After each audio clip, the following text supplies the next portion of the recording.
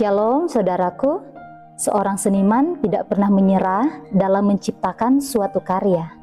Ia berusaha agar buah tangannya menjadi suatu mahakarya. Tuhan pun tidak pernah menyerah atas hidup kita.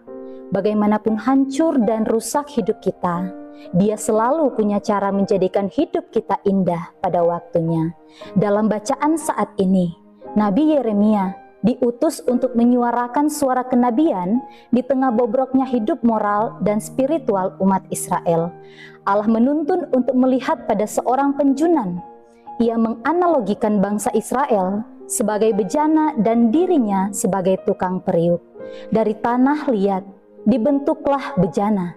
Begitupun Tuhan sangat ingin membentuk umatnya. Ia menginginkan supaya mereka bertobat dari sikap hidup yang jahat dan kembali pada kebenaran di dalam Tuhan.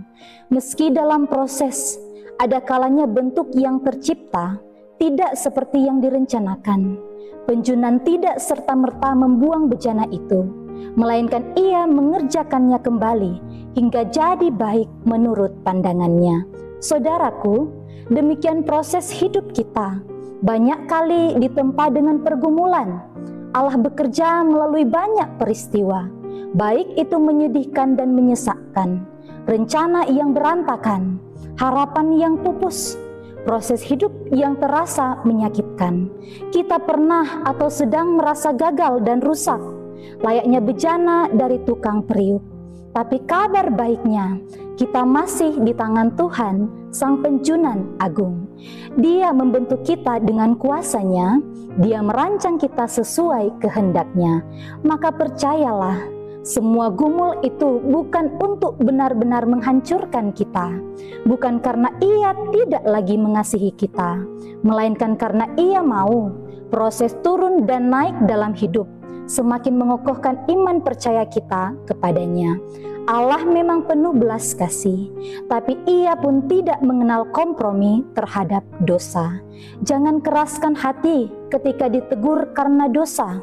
Percayalah pada Tuhan, tunduklah pada kehendaknya, milikilah hati yang siap diajar, karena hikmat lahir bukan dari kehebatan intelektual semata, melainkan dari kerendahan hati yang mau terus belajar. Siapkah kita dibentuk kembali? Siapkah kita diajari berulang kali? Jangan tahan diri dan hatimu, biar Sang Penjunan yang agung menjadikanmu indah sesuai rencananya. Yohanes Calvin berkata demikian, di tengah segala keraguan dan ketakutan, jangan menyerah hingga pergumulan-pergumulan ini iman muncul sebagai pemenang.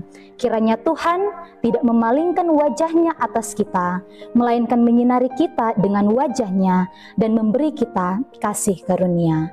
Amin.